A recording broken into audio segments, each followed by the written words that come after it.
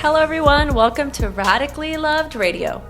I wanted to create a place where people can go to get inspired, get motivated, or find some clarity and get tools to create a radically loved life. I will do my best to provide information on a variety of subjects, including yoga, holistic health, life coaching, spirituality, meditation, and overall mindful living. Each episode will bring you some of the world's best spiritual leaders, entrepreneurs, yoga teachers, coaches, along with some of my closest friends, and we will talk about their life experiences and journeys to create something more out of their lives and how they continue to grow to make that happen. Hey guys, Rosie here. I just want to say I am so grateful that you're listening. We are just getting a massive amount of response on this podcast, and I am so grateful that you're a part of this radically loved community, that you're enjoying the content and that you're enjoying all the guests and that you're still here and you're still working on yourself and your journey and your path. And I pray that you've received some tools listening to the guests or listening to any of my ideas or topics on meditation or yoga and how these tools can help you create a life of purpose.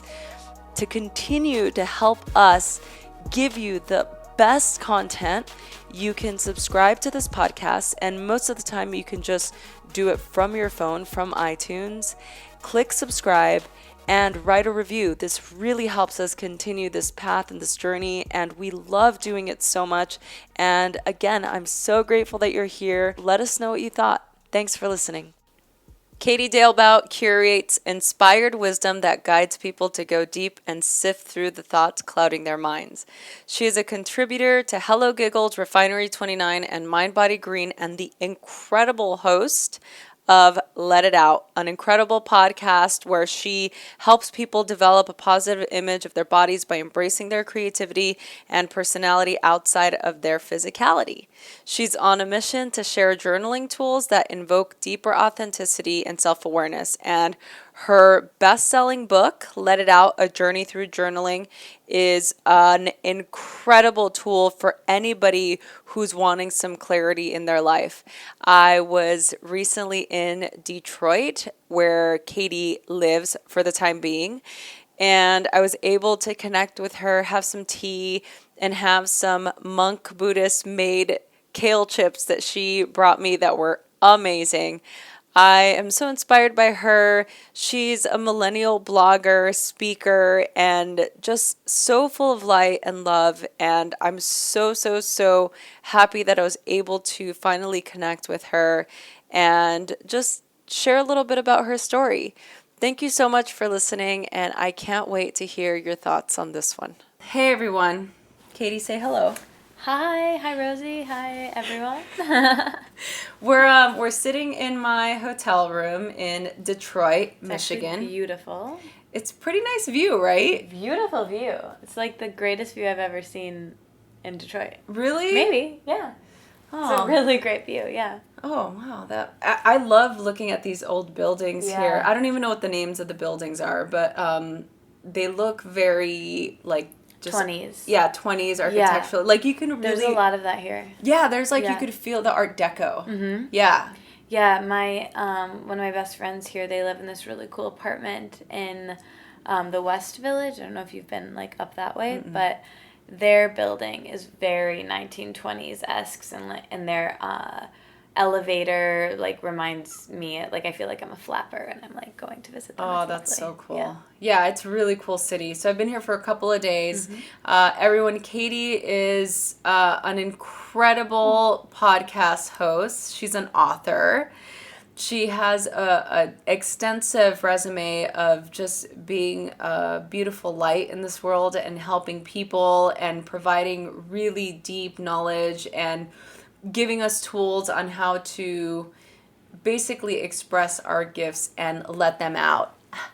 Just a little plug in there for you. I love it. So I wanted to have Katie on not only because I'm a fan of her podcast, Let It Out, but also because I'm in Detroit and she's in Detroit and we're in Detroit together. And so why not share the love? So here we are. Yes, I love it. I love the city, and I'm so glad that Yoga Journal is here and that you're here, and makes me really happy. Oh, good. I'm excited. So for the people listening that don't know who you are, about you, can you just tell us a little bit about yourself and how you got started? Yeah, I'll tell you, I'll kind of get some of it out and then feel free to like flesh out anything that I missed. But I'm eating kale chips and we're having tea. Yes, and they're made by monks here in Detroit. Wow. Yeah. So great. Shout out to the Zen Center. But anyway, I got into all of kind of like wellnessy things through yoga, actually.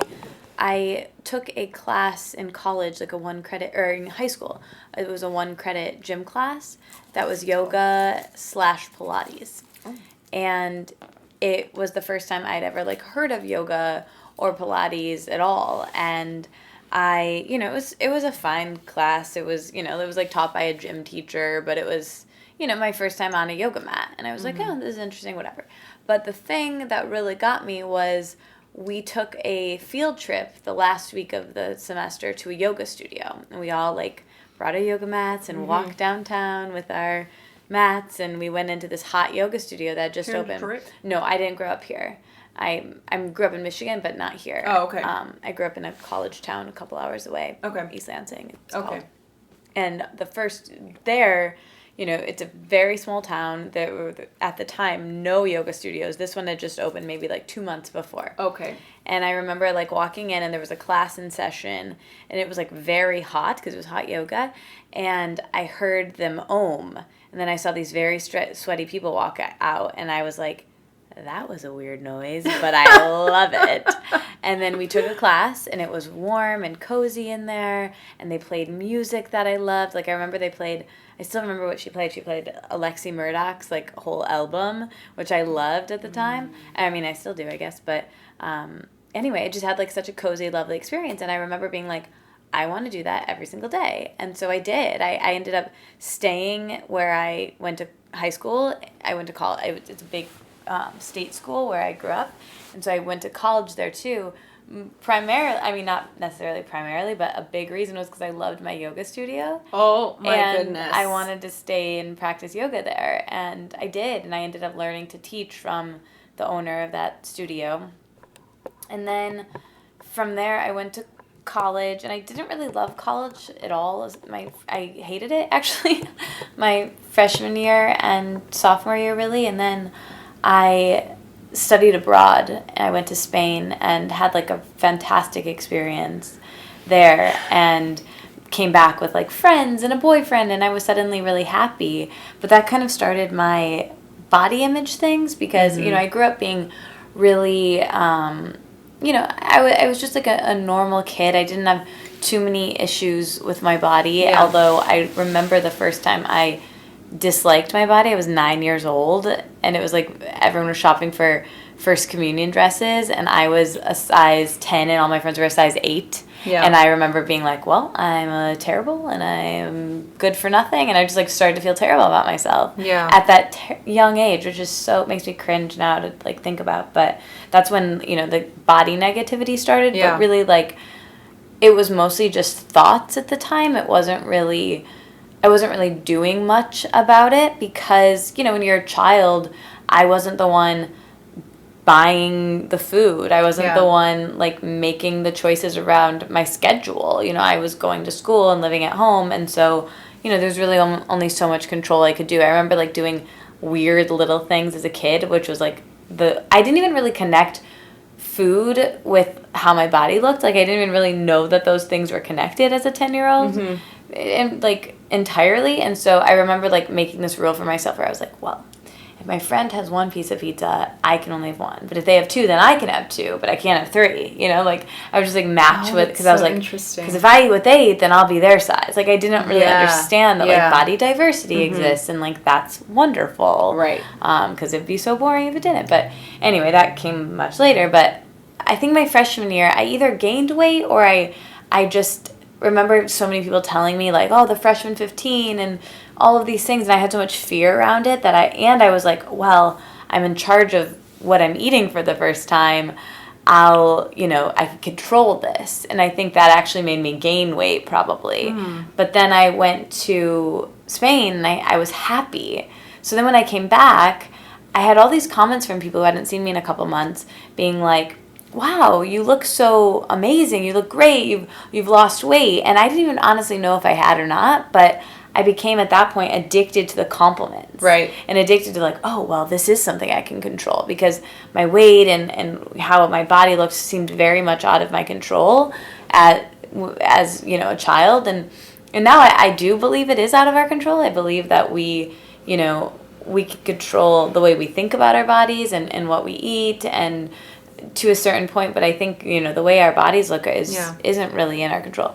And it changes all the time, and that's lovely and beautiful, and we just have to be okay with that, which is a whole nother story. But anyway, so long story short, I ended up, from there when I came back and I got these compliments, I was really addicted to it. So I was like, how can I take this further? How can I lose more weight? How can I diet more? Yeah. How can so I kind of went down this wormhole of, it started out as wellness and getting into superfoods and raw veganism and being so crazy about these things, really, and getting too into them that they became really detrimental, actually, to my health. And then it just kind of spiraled into anorexia and orthorexia. And, next thing I know, by the end of college, I was in treatment for this eating disorder, and all of my professors were worried about me and my family and my friends. And it was kind of terrible, but also ended up being good because it got me into therapy, and it got me into knowing about, the power of my mind and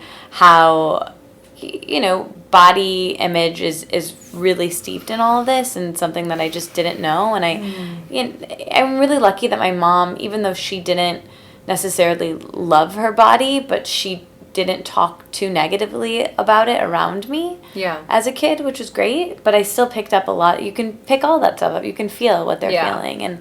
And so I just picked up these things about myself that I didn't feel good enough for how I looked. I didn't feel good enough that I was smart enough or cool enough or pretty enough. So I was like, you know what, I'll just be thin enough, and then I'll be happy and liked, and I'll have everything I want. And I didn't. I was miserable and sad. Hungry. And hungry and hangry. And it makes you crazy too. And so that kind of led me to realizing, okay, I need to get to know myself beyond my physicality. And I did. And I read every self-help book, and I, like I said, I was in therapy. And then during all of this, I started a blog, which was called The Wellness Wonderland at the time. And it grew, and I was, it changed and grew as I did, which was lovely. And then that eventually turned into a podcast where I was interviewing a diverse group of people, but really they were, wellnessy people. But I realized from all these conversations I was having with people, and this was back in 2013, where podcasts weren't a big deal. Yeah, it was pre-serial, totally. No one knew what they were. Yeah. And once I was talking to all these different people, I realized there are lots of different approaches to wellness, and there's no one way to do it. And I started to kind of loosen my grip on, the perfection I was holding on to. Because even though I was living on my own and technically recovered or recovering, I was still very much managing my thoughts and very much still doing negative behaviors. And so anyway, so I just kind of have grown and changed. That was in 2013 that I started that. Yeah. So that's been almost 5 years now, or over 5 years now. And I've been doing it ever since. And so it's grown and changed as I have. And eventually that led to a book deal where I wrote a book about journaling, because that was a tool that really helped me get to know myself. Yeah.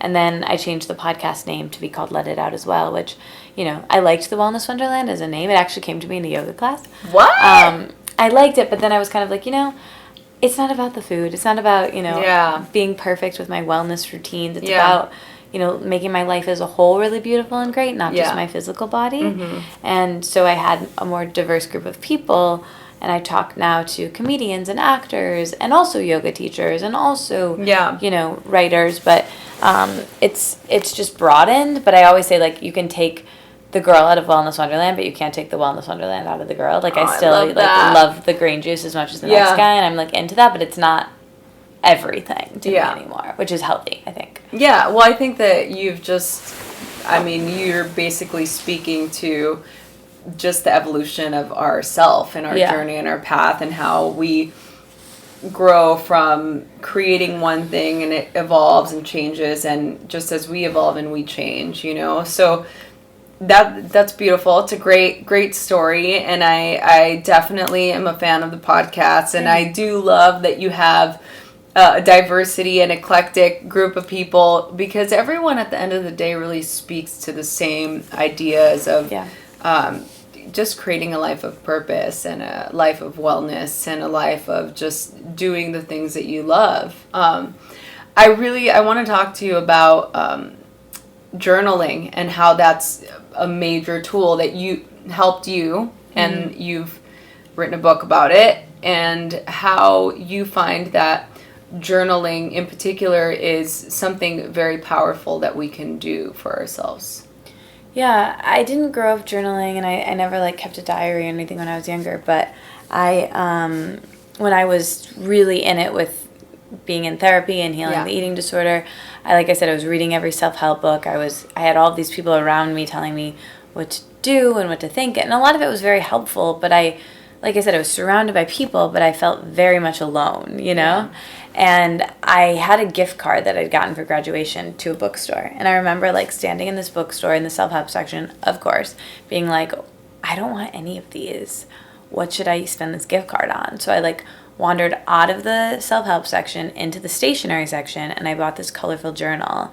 And nobody told me to do this, which is weird. Someone should have, because it's very helpful. But I just spent the summer like writing in this journal, and I was able for the first time to be unfiltered and raw and real, more so than I'm able to be even with people who were safe, like close friends or family, because there's a level of like not wanting people to worry about you too much, or not wanting to show yourself. We wear these masks, and even with my therapist, like I wanted her to like me, so I wasn't like saying my darkest thoughts, and I wasn't saying my like lightest thoughts. I wasn't I was too afraid to say like my lofty goals and dreams that I had, because I didn't want to be judged.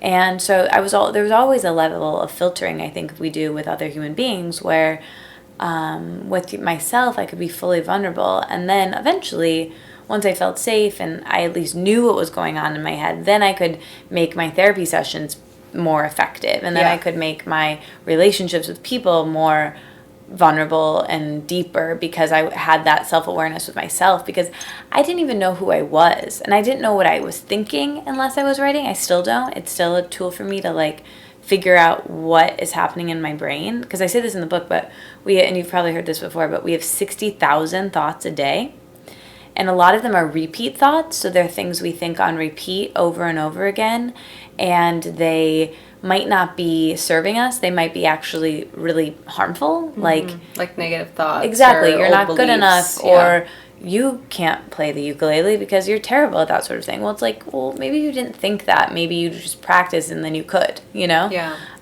or you have terrible hair, or you have whatever it is, like these thoughts that maybe like somebody told you in second grade, but it's still in your mind, and it's somewhere deep in there, and you're like thinking it. So if you can kind of get that out of your head and onto the page and kind of parse it out there, you can decide what to listen to and what's there to keep you safe, but you can let go of, and what is like a mean thought that you've had before. It really, I say this too in the book, it skims the pond. And so it takes off those negative things at the top, and it gets to like the clear water underneath, the positive thought forms and beliefs and new ideas, by just getting rid of the scum thoughts. Yeah, I think it's such a helpful tool, and just in my own process, I mean, that writing to me has always been a tool since I was little. I wrote my first book when I was like 6 years old. Oh my God. Yeah, and like it was a project. We had these creative essays that we would write in second grade, and our second grade teacher put it together for me. And like, so the entire year, all my writings, like she created this like, what a great teacher. I know, right? Miss Pearson. I'll never forget her. And shout out Miss Pearson. Yeah, Miss Pearson. I wonder if she's still there. Who knows? At Dan T. Williams in East Los Angeles. Maybe we'll look her up and see if she's still there. Changed my life, obviously. Amazing. But ever since that, I knew that my feelings were much better when I wrote them out, or like they always felt better when I would write things out, and it just became a habit for me, but not. It didn't become writing for, like, it wasn't a fruitful effort until I got much older and I realized how to utilize it as a tool for creating better things in my life, as opposed to just writing how depressed I was all the time or how much I hated certain things. It was just like always such a Debbie Downer, right? Like, so, but it still was getting things out. So it didn't really matter, I guess, at the end of the day, what I was writing, so long as I was just getting it out on paper. Well, I say this in the book too. Like, are you familiar with Julia Cameron's The Artist's Way? Yeah, I've not read it, but I've so many people, talked about it. So she has this exercise in there called Morning Pages, and it's 3 pages front back front of stream of consciousness writing first thing in the morning. And there's an exercise in my book called the Morning Dump, which is a more like guided way through that. But essentially, I was doing that for a while, where I was just kind of like writing out my real thoughts and feelings every single day for a while, and it's a very cathartic practice to be in, and I'm sure I'll do it again someday. But I found when I was doing that like a lot of times it would start off very negative at the top, where I was just kind of like letting out the thoughts in my mind, but then you start to self-soothe, and it kind of started, like, as I went down the page, it was like very negative. Yesterday was horrible, but by the time I got to the bottom, it was like, but today is better, and here's what I'm gonna, and I would never let myself like end on the negative. So I had to kind of like come to some resolution as I was writing. And I think at a certain point you get out all of that negative crap and you're left with like, all right, now I got it out. Like, I'm going to just try to say something positive at this point, because what else is there to do? So I think that's kind of why it feels cathartic, because you're coaching yourself. You're kind of being a self-therapist in a way there. Yeah, and you work with people also, right? Yeah, I mean, I do like some mentoring I'm like always very like, I'm not a therapist, I'm not a coach, but I had so many people reaching out to me like, what do you do, and how do you do this, and I would love to start a blog or a podcast, that I was writing so many emails of advice and like talking to people all the time that I was like, well, maybe I could mentor people. So on a very like limited basis, I like still will mentor a few people at a time. But I just kind of I always teach from my experience, you know. And if I'm giving a talk or whatever, I'm like the first to say, I'm not a journaling expert. I'm just an enthusiast. I'm not an expert of anything. I'm just a journaling cheerleader and enthusiast of it. Yeah. You're an expert at being you. Kind of. I'm getting there. I think by the time I'm like 50, I'll be an expert at being myself, hopefully. But I think like every year I feel like I'm more myself. Yeah. Every year I get older, and I'm just like happy about that, because I think, in your 20s, you're like constantly changing and growing so quickly. And I look back at myself a year ago and I'm like, wow. I can't believe it. And it's funny, I talked about this I just gave a talk at the Good Fest, and I mentioned this. You were talking about, well, that's where you were when I think I tried to reach out. Yeah. Totally.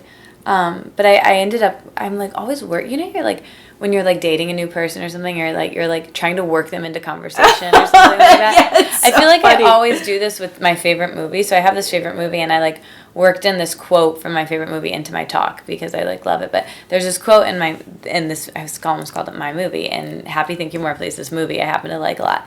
And one of the characters, Sam, says to this other character, and he's like, every 5 years I realize how much of an asshole I was 5 years ago. And he's like, just like clockwork. It's like I look at it and I'm like, oh my God. And so then they start talking like, 5 years from now, whatever you're doing now, you're going to think it was terrible. So who cares? Just do it, because whatever it is. And I think really what that means to me, and why that was like so helpful for me to hear, was because it's like, it's essentially saying like, you're going to grow and change, and you don't know what you don't know. Yeah. And so it's just kind of like, I only have the information I have right now, and my only goal, I used to constantly be trying to grow and change, which I still want to grow, and I'm still into personal growth, and I want to do all of these things and get out of my comfort zone and blah, blah, blah. Like, we get it. It's amazing. But at the same time, I think there's something to be said for making my goal more tangible, and just, I'm trying to be better at being myself. And to do that, I need more self-awareness. And, like, that's where journaling comes in to be helpful. Yeah. No, that's so great. Is there anything in your life that has always been a constant? That's a really interesting question. That's a really good question. I think it's hard because I've grown and changed so much. Like, I didn't grow up being into wellness or even, like, positive thinking or a relationship with spirituality at all, really. It's something I kind of grew and developed for myself. Yeah. But I will say, like, in the last, so maybe not since I was, like, a child, but I think in the last, 10 years or even longer than that, a constant has been knowing that what I'm thinking informs my reality and trying. And it's hard. Like, this week I like had like a funky week because I just have like a lot on my plate. I told you earlier before recording, like I'm moving and just like a lot of like feelings are coming up, and and I'm like about to be on my period, so it's all like a little bit like it's a little bit intensified. I think so. It's just kind of like knowing yourself with that, but it's about like knowing like, okay, I'm having these thoughts, but like this too shall pass. And I heard this really great affirmation that I call like the all-purpose affirmation. And this isn't mine, it's from Louise Hay. Do you know Louise Hay? Yeah, I know Louise Hay. And I like think she's fantastic. Yeah. She's amazing. Brilliant, yeah. Yeah, and I love her. Hay House is my publisher. Like, she's amazing. So maybe like 6 years ago or more than that or so, I heard this affirmation of hers. And it's something you can say like when like a negative situation happens, or you're just like feeling really sad, or you do something wrong or something bad happens. She says to say this affirmation in your mind, and it works because, well, I'll say it, but then like she says it works because there's different parts of it. And well, I'll say it first and then I'll explain it. So it's all is well. Everything is working out for your highest good. Out of this situation, only good will come, and I am safe. And she says this works because you first say the part all is well, and that like calms you down, because the first thing we want to know like when we're in fight or flight is like that you're calm. And then everything is working out for your highest good. This like allows the universe to like come in and take over and like send things in the right direction before you start to like manage things, which usually ends up making things worse. Exactly. Profusely apologizing or like trying to do things or like getting a snack to not feel your feelings, or like turning to alcohol or drugs or whatever it is to just like cope. But that allows you to be like, hey, it's okay, like we're gonna handle this. And then the next part, everything is working out for my highest good. Out of this situation, only good will come. So that part's important, because it's like, out of this really terrible, nasty situation, there's something good that will happen, even from this. Because I know there's been so many times in my life where like something that I perceived as awful has actually ended up being a blessing. And we've all like, I'm sure, had things like that. So that kind of reminds you of that. And then the end part, I am safe. It's just like, again, calms your body down to be like, dude, chill. Relax. Relax. Yeah. So anyway, I like, that's kind of been a constant for me in like recent years. And I say that just as like a mantra all day long. Sometimes I just like repeat it as like a prayer, a mantra, a something that's like goes along with me. Yeah. It's interesting because we go on these journeys to find and follow the things that bring us happiness and joy. And in the interim, we get, sometimes deviated by thoughts or limitations or resources, And it's always interesting to be on a path of self-awareness, because we really can learn so much. And I feel like a lot of the times there are certain things in our lives that happen that kind of throw us off kilter. And to have things like that, to have a mantra, or to have a favorite book or a favorite movie quote or a podcast or something to listen to, to have that tool, so that that when you're getting this advice, or you're watching that movie, or you're reading that book, or you're listening to that podcast, you're going to feel good. Yeah. So what in your routine now and in your life, and I know you're getting ready to like embark on this new journey, what are the things that keep you in a grounded space?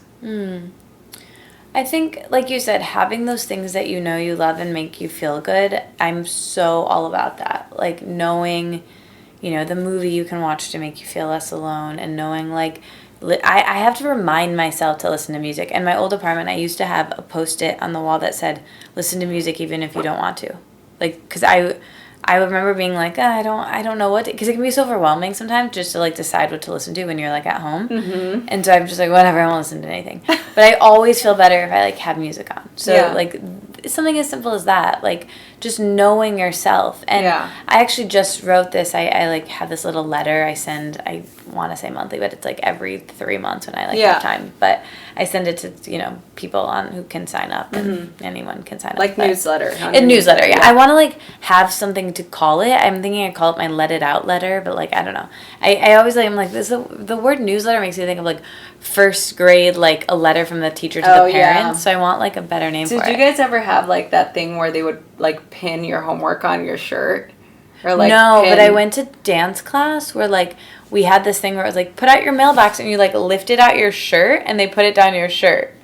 Isn't that weird? That's a little strange. It's a little strange.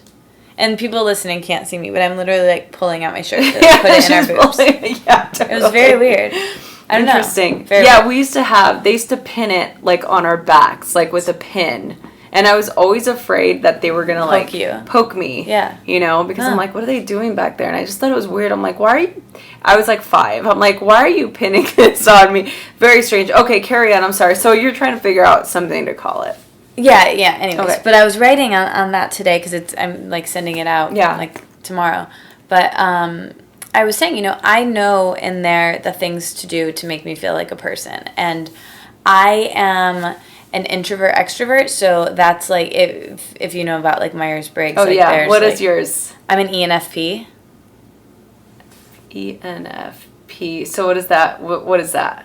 Basically, that's the one, and this is why I bring it up. That need, it's right. If it's introvertednism or whatever, and extrovertednism or whatever is like a spectrum, right? So now there's one side and the other side. I'm smack in the middle. So that means, people who are extroverts get their energy from being around people, and they still need both, but like they get energized from being around people. And people who are introverts get energy from being alone. But where I am, I'm right in the middle. So I get energy from being around people, but I also I need energy. I need to recharge being alone. Yeah. So like I need the perfect amount of like if I'm alone too much, I start to go crazy and feel terrible. And if I'm around people too much, I start to go crazy and feel terrible. So like I know that I need a lot of alone and quiet time to like meander the internet and like watch YouTube videos and like read things on, the internet and like listen to podcasts and go on long walks. And like I require a lot of that, but I also require a lot of like this, like connecting in person and getting coffee with people and like spending time with, the people in my life that I love. Like I need that too, but if I have even too much of that, and lately, like since I'm moving, I'm trying to like spend every second I can with friends and with family and with my boyfriend and with like people here. Yeah. And I'm also traveling a lot. Like last weekend I was gone, the weekend before I was gone. So I had kind of a crazy week where I was like, I just need to like catch up and be by myself, And so anyway, it's about like knowing myself enough to be like, oh, I feel crazy right now, but here's why, and this is what I can do to feel better. Whereas like 5 years ago or even like 2 years ago, I maybe wouldn't have known that, and I was just like, I feel crazy. Is this ending? Is this ever gonna end? And I think like that's why people say that like teenagers are so intense, and like I feel like being in your 20s is kind of like being a teenager, or at least for me, it was the second adolescence that no one really told me about, where like all of your emotions are kind of intensified and blown up like a balloon because you're maybe feeling them for the first time, or you don't know how long they're going to last. You don't know if this will be forever. And now that I'm like getting towards I'm on the second half of my 20s and getting towards the end of them, I'm able to be like, oh, okay, I've felt this way before. I get it. It feels awful, but it changes. And, this week I felt really bad and I didn't feel good about my body, but next week like maybe it'll be better. Or this week I felt really great and I felt beautiful and productive and successful and funny and like all of the things, but next week that might not last either. So just not being too attached to anything and being like, goodness, yes, life, it has like multitudes, and that's great because that's why we're here. We like chose to be here to experience them, and if we don't, it's boring. Yeah. You know? Yeah, no, you're totally right. And it actually segues us perfectly into the next question about yoga and how yoga has affected your life and yoga teacher training, because you're also a teacher. Yeah. So tell us a little bit about how yoga has influenced your life. I think for me, when I first found yoga in high school, it was very important to me because I was never athletic. I never liked sports. I was always terrible at sports. I hated everything. I did too. Movement-wise. Yeah. And then I found myself in this yoga class and I was like, I'm good at this. Like, I like this. And naturally, like, it's actually called something. I forget what it's called. The doctor always tells me. I have something where I'm, like, overly flexible. So, like, I don't feel a stretch in things.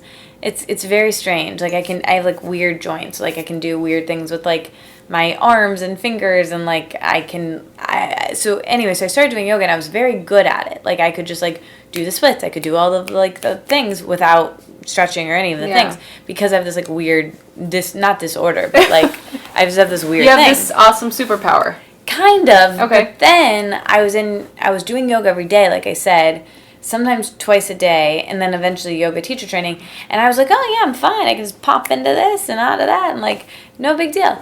But I didn't really have any of the strength. Like, I couldn't, and still now, like, I can't really do arm balances. I can't really do, like, a lot of the strength things are really hard for me because my muscles aren't very strong, but I'm very flexible in the joints. And so what happened was I actually injured myself because my joints were so flexible and the muscles around them weren't supportive. So I would you know how you can overstretch muscles? Yeah. You learn about that in yoga teacher training. Like, that's really bad because then you can have joint problems. Yeah, your ligaments, like, exactly. They're like rubber bands. Like, once you overstretch them, they can't go back. Exactly. So that's what I kept doing because most people, like, if they're tight, they, like, try to touch their toes and they feel a sensation and they stop. Yeah. And that's good.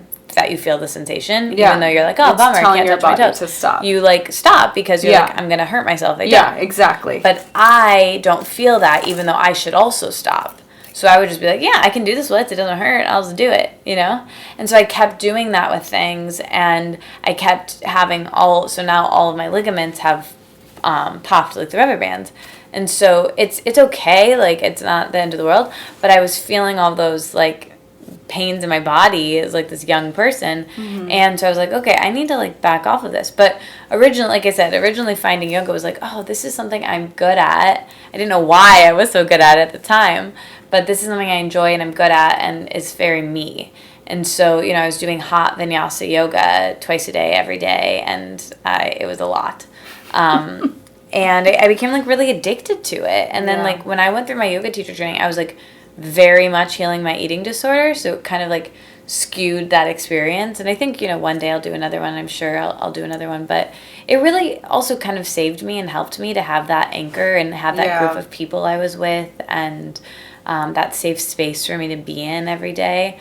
And I loved it. I had this beautiful experience, and then teaching after was this magnificent thing that was so healing for me, especially at that time in my life. And I'll never forget like teaching my first yoga class, and maybe you had this experience too, but I remember instructing like the first thing where I think I was like, everyone lift your right leg to the sky or something, and seeing like a room of 60 people like lift their leg and being like, they're doing what I said. Like, what is happening? This is crazy. And I remember just being like, whoa, they're going to do whatever I say right now. Like, I just felt very powerful. Which was good for me. It sounds kind of crazy, but like, I think I needed that, the phase of my life that I was in. And it kind of like got me to be like, okay, people listen to me in a yoga room. Maybe I'm important. Maybe I'm good enough. I'm going to like heal and keep going and do this thing, life, you know? So it really like kind of kept me going. And then from there, you know, I love teaching. I was telling you before this, I used to have a class at a yoga studio here that I taught for like 4 or 5 years on Sunday mornings. And I used to call it like Wellness Wonderland Church. And I would like talk at the beginning with like some message that I had for your the Dharma week. talk. Yeah, and it was lovely, and I loved it so much. I make like a theme and a playlist every week, and it wasn't really about the people I taught. It started to be about me, and you know, every week I had to show up there and like be myself, and no matter what my week was like, and that was healing for me. It was a really nice anchor to have, and and I loved it. And yeah, I miss teaching regularly, but I know I'm glad that it's something that I love and I can do, and I can hopefully continue to do in bigger ways in the future. How is it? And you did it, you're training out here. What's the yoga scene like out here? Here in Detroit, and especially now, it's insane. It's huge. There are so many yoga studios. There's so many styles of yoga. We have Bikram studios in abundance. We have vinyasa studios. We have hot vinyasa studios. Yeah. There's more popping up every day, it seems like, on my block. Like, they're just everywhere. And I think that's great. I think it's amazing. And I think 5 years ago when I moved here, there were definitely yoga studios, but there were not as many as there are now. Oh, not at all. And not really like I was telling you before, Detroit is really big, just actually the city of Detroit. And then there are all these suburbs that also make it huge. And yoga is more maybe in the suburbs, and I think there's a lot more yoga studios here, which I really like. Yeah. But where I grew up in East Lansing, it's a college town, and it's a very small town. I often say that, like, without the college in it, it would be like nothing, like a farmland, like there's like nothing there. But with the college, we have like 40,000 new people every year. It's like normal sized. Yeah. But there, when I grew up, there was no Whole Foods, there was no like health food store. There was one health food, like there was a teeny tiny like food co-op. Like there was no yoga studios, like I said, until I was in high school, and then there was one. Yeah. And all through college, there was one yoga studio, right? And so now, this is the crazy thing, I go home to visit my mom now, and we have a Whole Foods, and we have, like, there's so many yoga studios. Like, my studio is not the only one. There's a Bikram studio, and there's another studio, and there's another studio, and it's crazy. It's crazy how, like, in my little small town that I grew up in, it's grown so much. Yeah, which is cool. And it's great for me. I mean, look, I've never been here, and like I'm only learning about all the different suburbs now, like since we've been talking, and I've only been here for a couple of days, but you can definitely, the studios we've already been at, you can definitely feel the desire and the sense of community, and how like having those spaces has really helped the community. Yeah. I'm curious as to what it was like prior to all the studios and stuff being here, because Detroit has kind of a bad rap, right? Like with, the decline of the car companies and, the socioeconomic standpoint, and just, the position it's in. Right. So how has it changed in the last couple of years, and what was it like before? I mean, I think it's like any other city. Like, there are areas that are really developed. There are areas that aren't. There are, developments happening in areas that are kicking out the integrity of the people who live there. And that's really awful, too. As much as, like, people can kind of look at the urban development here and be like, it's so great, it's so amazing, and look at all the good it does. And I get that argument, too. But it's like, well, also, there are people who live here, and kicking them out isn't great either. And there's so much not controversy, but there's discussion around these issues that I didn't really realize and didn't really question. When a new restaurant would open, I would just be excited, and I wouldn't really think like, oh, this new restaurant or this yoga studio that like the people who actually live in this area could never afford to go to, or maybe couldn't afford to go to, and then there's this like gaudy restaurant here, like kind of showcasing this like wealth, and so it's just like knowing our place here, I think, is really important, and knowing like the cultures that have been here for a long time, and not like keeping that in integrity. And I'm not for sure the person to talk to about this. I can think of like 8 friends of mine who would like be able to speak on the development here in the city way more articulately than I can. But, I think just being aware of these things and talking about these things is really important.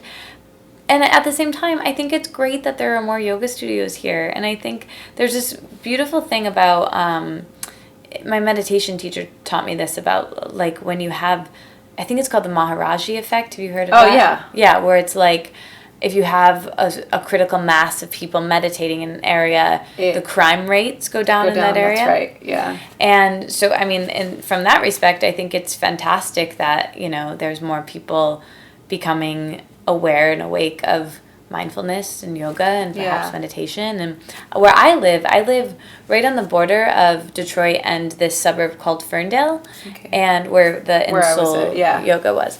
So I live right off of 8 Mile, between 8 and 9 Mile, if people are from here, and now they know where I live. Now you've just given everyone which is fine because I'm moving, and also who cares. But I live above a meditation studio, and I often say it's a Yogananda Paramahansa Yogananda Self-Realization Fellowship. I live right above one of those studios, and I always can hear like the gongs and the chanting. Sometimes you can even hear it on my podcast, and I'm just like, that's one thing I'm really gonna miss about my apartment's amazing and so cheap, because compared to New York it's like insanity, but it's lovely. I feel like I have these like really great energy vibes coming up, and also like where I'm meditating, like my butt is literally like above more people meditating, and it just always makes me very happy.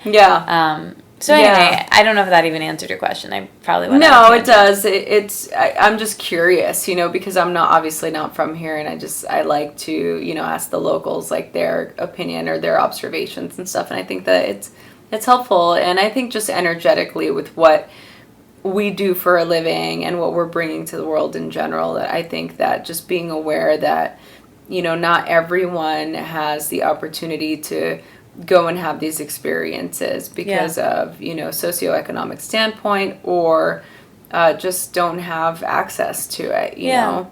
Well, that's why I think I would never say it's bad that there are more yoga studios here. You know what I mean? Because, even if they are expensive, and even if, some people might not have access or desire to go to them, I think them being there isn't bad, because maybe, people just don't have desire to go to them because they don't feel like it's available to them, because primarily yoga is they think, for white, thin women, privileged, thin women. And so that takes, they might be like, well, I'm an African American person who feels like I wouldn't fit in there. But I think having access to these things and having more people doing them and being inclusive and having more diversity in them is the best thing we can do to kind of allow people to have an opportunity to even try something. Yeah, and that's the beautiful thing that I've found in the 3 yoga classes at the studios I've been to here, that it's very diverse and it's very inclusive, and it feels very community oriented, and I love that. I love the feel, and I love what's happening, and you can definitely see that there is a blooming happening here, and that's very exciting. So I just have a couple more questions before we wrap up. One of them being, what's bringing you to New York, and what do we have to look forward to in your journey and your path? Well, I've been telling you, I've never lived outside of Michigan, so I think it will be interesting, and I think I've been saying it'll be a good life episode. So anyway, I'm just trying it. I've always wanted to live in New York since I was a kid, and I want to try it right now. I think I'll learn something about myself. I think it'll be a good personal growth thing for me. Yeah. And take a chance. And I have an opportunity and friends there, and so I think I'll be doing the same things I'm doing now, just there. And I'm excited. I'm also terrified, but I'm excited. What advice would you give your 15-year-old self? Oh, man. I'm trying to think when I was 15. I guess I would just say, figure out who you are and stop trying to be what you think everyone else wants. Because I think that's what I was always doing. I was so disconnected from myself. And I was just kind of a chameleon to whatever anyone wanted. And I still find myself doing that sometimes, but I do it so much less. Hardly at all. And only when I go back, when I kind of revert, because that's my default. Yeah. But I don't really do that anymore, and I'm really proud of that. That's really good. What would your 65-year-old self tell you now? Oh, man. I hope she would just tell me, dude, it gets so much better. You're going to be, amazing, and your podcast like takes over the world, and you do so much traveling, and you have so many great experiences, and you feel so much love, and you have so many great connections, and like your hair is really long and great and white. Like, I really want to be like an old lady with like very, very long white hair. Oh my God, me too. Literally, like, I'm not kidding. I just talked about this last night with one of my friends. I'm like, that's always been like the vision of how I see myself. Like, I can't wait to have like white long hair. Oh, I totally see it. And be like totally just like walking around like. Yeah. Well, I think a lot of old ladies get short hair. Like, my grandma always had short hair. Like, I never saw her with her hair long. I think when she was younger, she didn't have long hair either. But anyway, my point is, I feel like people when they get older are like, well, I have an old person haircut. And like, I just always want to have very long hair, and I want it to be white, like very, very white. Yeah, I agree. So just to, I want to like just hang out here and like just keep talking. No, it's so much fun. So I'm just gonna wrap up with the final question. Okay. Questions. This is so fun. I know. Okay. We'll just do it again. Yeah. It's not a big deal. We'll just hang out. Yeah. I want to come visit LA. So. Okay, good. And I'm gonna come to New York. Perfect. So then I'll just come hang out with Bye, you. coastal besties. That's the best. Should that be a podcast name? Yeah. Should we write that down? I think we should. We'll just have to re-listen to this so we remember all of the things. So I created Radically Loved as a forum for people to come and listen to all the different ways that yoga and meditation and wellness can help their lives. Stories of people's paths and their journeys and how people follow their dreams or their passion, or just a place where they can come to and listen to things and feel supported, right? So the idea is that we are radically loved by God, source, higher power, whatever your belief is. There is a force that is keeping this world together, and the universe conspires for you and not against you. I love all of that, yeah. Right? So the questions are, how do you feel radically loved? And what do you radically love? Gosh, those are such big questions. Okay. All right, well, I feel radically loved when I have little winks from the universe, or, you know, all the things you said, God, source, whatever. Yeah. And a nice one is, like, okay, so they're kind of like signs and signals that, like, I'm in the right direction, and they're, like, speaking to my intuition, and things are going to be okay, and they happen all the time, and, like, one happened right now. So my lucky number, like, the number that for me is, like, everything is 22. And so today you're on the 22nd floor here. And so I was like, of course. And I actually like took a photo and like Insta storied it to my boyfriend to be like, of course she's on floor 22. Like, of course.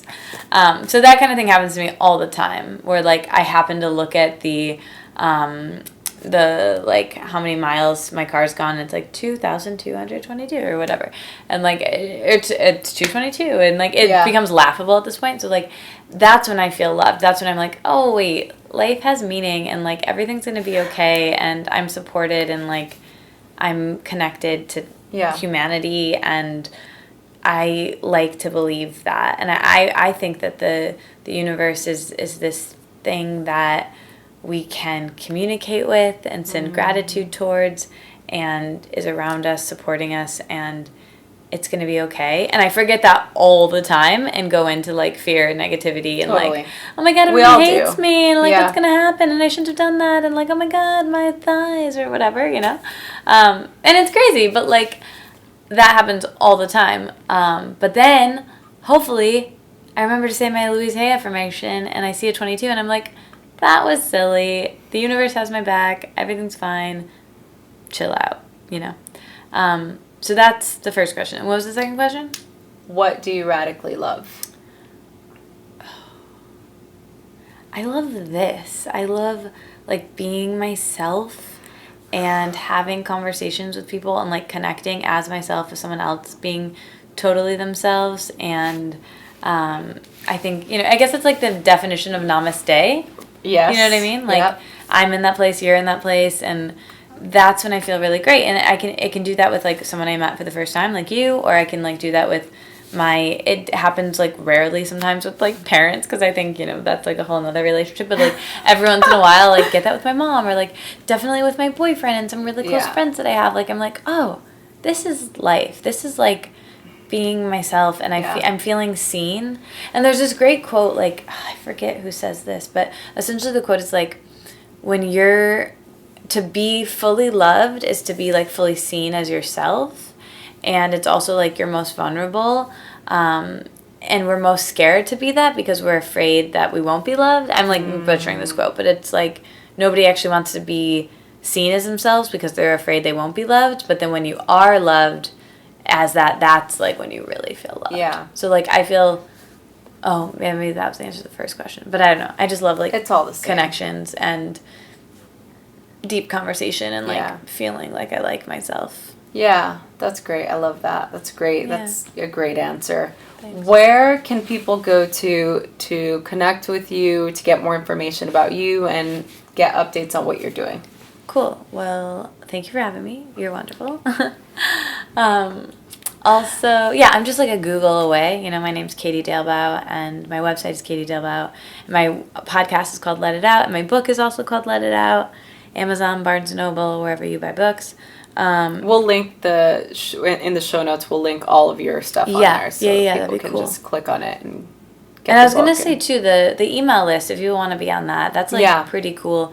I like hardly ever send emails, but when I do, they're good, and they're very vulnerable. They're very thought out. Yeah, is what you're saying. Very intentional. Yeah, and they have like, I always put like what I've been listening to, what I've been watching, and what I've been reading, and so there's like a bunch of links in them. And when you sign up for the first time, you get my like, I call it Katie's favorite things. I say my Oprah voice, but it's like a curated list of all the things that make me feel less alone in the world. So it's like my favorite videos, books, movies, quotes, food, like everything that I love. Links to that. I love that. Yeah, so I'll give you that link too. Oh, yay! Well, Katie, thank you so much for coming here, for hanging out with me, for having tea with me, for bringing me Zen kale chips made by monks. That's right. So cool. And for, you know, doing what you're doing out in the world, and for shining your light, and for being an inspiration to millions of people. Millions. Taking some liberties there. Millions. Oh, man. And I need millions of downloads then. Just projecting out there. Yeah, I love it. Let's put it out there. Hey, why don't we say tens of millions? Billions. But you know, all the work that you're doing is, you know, inspiring a lot of people, and I think it's really great. And I love connecting with people that are doing what they love to do, and you can clearly see that you are living your passion, and it's always inspiring. So thank you so much for being here. This is great. We did it. We did it. Hey everyone, I hope you enjoyed this episode. I am so excited to continue to do this. Please share this with your friends. Email us, message us on Instagram at Rosie Acosta, or on Twitter at Rosie Acosta. Subscribe on iTunes, write a review. We love doing this, so please help us continue to keep this podcast going. Thanks for listening.